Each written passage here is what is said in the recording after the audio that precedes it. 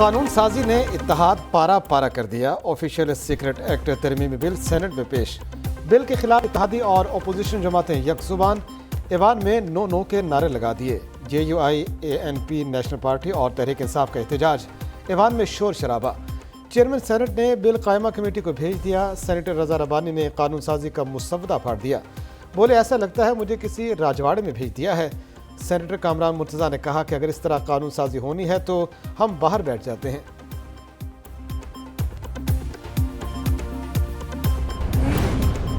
حکومت نے جاتے جاتے نئے قوانین کا انبار لگا دیا۔ قومی اسمبلی سے ایک دن میں 12 بل کثرت رائے سے منظور۔ ہائر ایجوکیشن بل کے معاملے، حکومتی اور اپوزیشن ارکان کا احتجاج۔ 7 نئے تعلیمی اداروں کے قیام کے حوالے سے بل پر پیپلز پارٹی اور نون لیگ میں اتفاق رائے۔ اسمبلی ایجنڈا معطل کر کے بل پاس کیا گیا۔ پرائس کنٹرول اور منافع خوری اور ذخیرہ اندوزی کی ممانعت کا ترمیمی بل بھی منظور۔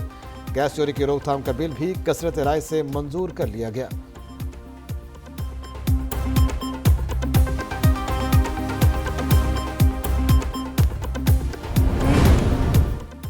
نگران وزیر اعظم کی پرچی کس کے نام نکلے گی؟ وزیر اعظم کا اہم اتحادیوں سے مشورہ کرنے کا فیصلہ۔ ارکان پارلیمنٹ کے اعزاز میں آج عشائیے کا پروگرام بنا لیا۔ نگران وزیر اعظم کے لیے شارٹ لسٹ 5 افراد میں 2 سیاستدان بھی شامل۔ ادھر وزیر اعظم شہباز شریف کے آصف زرداری اور نواز شریف سے رابطے۔ نگران وزیر اعظم کے لیے مجوزہ ناموں اور نگران سیٹ اپ پر مشاورت۔ نگران وزیر اعظم کے نام پر اپوزیشن کے بیٹھک میں بلا نتیجہ رہی۔ اپوزیشن جماعتوں کا اگلا اجلاس جمعہ کو ہوگا۔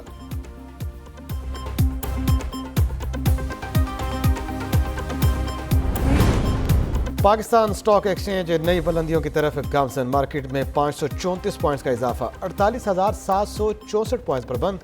دن بھر مجموعی طور پر 350 کمپنیوں کے شیئرز میں کاروبار ہوا۔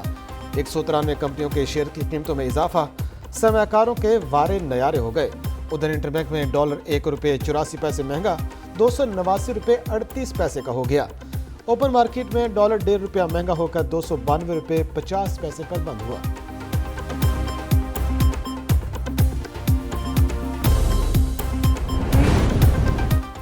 چین کی پیپلز لبریشن آرمی کے قیام کے 96 سال مکمل۔ GHQ میں تقریب کا انعقاد۔ Army chief general Asim Munir کی بطور مہمان خصوصی شرکت۔ سپہ سالار نے اپنے خطاب میں کہا پاکستان اور چین کے تعلقات منفرد اور مضبوط ہیں۔ پاک چین تعلقات ہر امتحان کی گھڑی میں سرخرو ہوئے۔ PLA اور پاک فوج بھائی بھائی ہیں۔ دونوں افواج کے تعلقات اور تعاون مزید وسعت اختیار کرے گا۔ تقریب میں چینی ناظم الامور، دفاعی اتاشی اور دیگر حکام کی شرکت۔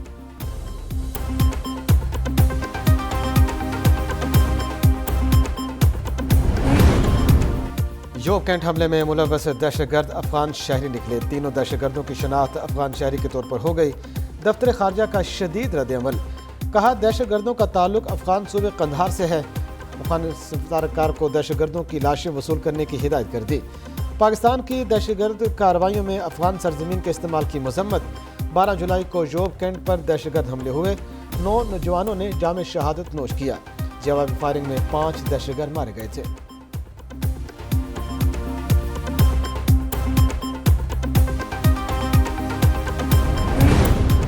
کوئٹہ میں فائرنگ، اسلم رئیسانی کے بھتیجے سمیت 3 افراد قتل، 4 زخمی۔ سریاب روڈ پر سدا بہار ٹرمینل کے قریب 2 گروپوں میں تصادم ہوا۔ جام بحق افراد میں سابق وزیر اعلیٰ بلوچستان نواب اسلم رئیسانی کا بھتیجا ہارون رئیسانی بھی شامل۔ زخمیوں کو طبی امداد کے لیے اسپتال منتقل کر دیا گیا۔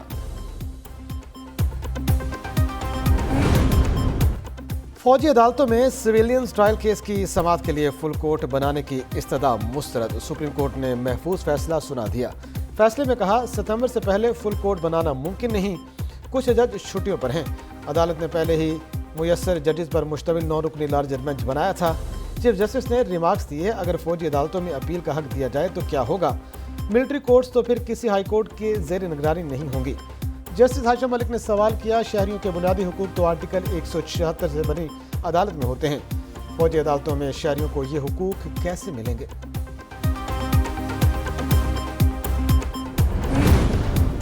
توشہ خانہ کیس میں فوری ٹرائل روکنے کی استدعا مسترد۔ چیئرمین PTI کو سپریم کورٹ سے فوری ریلیف نہ مل سکا۔ عدالت عظمیٰ نے الیکشن کمیشن حکام کو 4 اگست کو طلب کر لیا۔ آپ دوبارہ آ گئے، پہلے ہی آپ کو ریلیف دے دیا تھا۔ کیس کی سماعت کے دوران جسٹس یحییٰ افریدی کے ریمارکس، ادھر توشخانہ کیس کی اسلام آباد کی مقامی عدالت میں بھی سماعت۔ عدالت نے چیئرمین پی ٹی آئی کا حق دفاع ختم، گواہ طلبی کی درخواست بھی مسترد کر دی۔ عدالت کی فریقین کو کل حتمی دلائل دینے کی ہدایت۔ چیئرمین پی ٹی آئی کے لیے نئی مشکل تیار، ایک بار پھر الیکشن کمیشن سے بلاوا آ گیا۔ انٹرا پارٹی الیکشن نہ کرانے پر چیئرمین پی ٹی آئی 4 اگست کو طلب۔ انٹرا پارٹی الیکشن نہ ہونے پر پی ٹی آئی انتخابی نشان لینے کے لیے نااہل ہو سکتی ہے۔ نوٹس میں وارننگ، مزید کہا گیا کہ الیکشن کمیشن نے انٹرا پارٹی انتخابات کے لیے نوٹس دیے، اب مزید توسیع نہیں ہوگی۔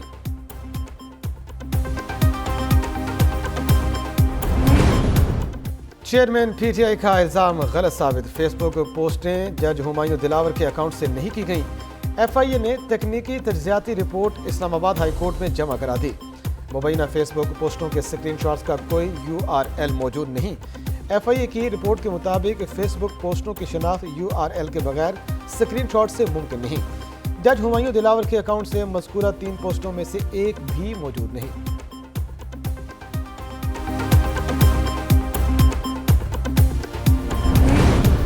پاکستان کی سمندری سرحدیں مزید مضبوط، جنگی جہاز پی این ایس طارق پاک بحریہ کے حوالے۔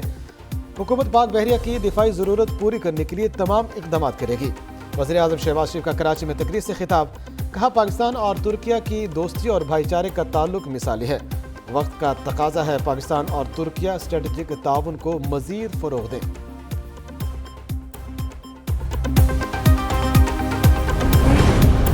تشدد کی شکار ملازمہ زندگی کی جنگ لڑنے میں مصروف، جسم میں کمزوری کی وجہ سے مریضہ کے لیے ریکور کرنا مشکل ہو رہا ہے۔ سربراہ میڈیکل بورڈ کا کہنا ہے رضوانہ کو کئی بیماریوں کا سامنا ہے۔ ادھر نگران وزیر اعلیٰ پنجاب محسن نقوی کا جنرل اسپتال کا دورہ، زخمی بچی کی عیادت کی، ڈاکٹر سے علاج معالجے پر بریفنگ بھی لی۔ کہتے ہیں مظلوم خاندان کو انصاف فراہم کیا جائے گا، پہلی ترجیح بچی کی زندگی ہے۔ دوسری طرف شوبز شخصیات نے بھی رضوانہ کو انصاف فراہم کرنے کا مطالبہ کر دیا۔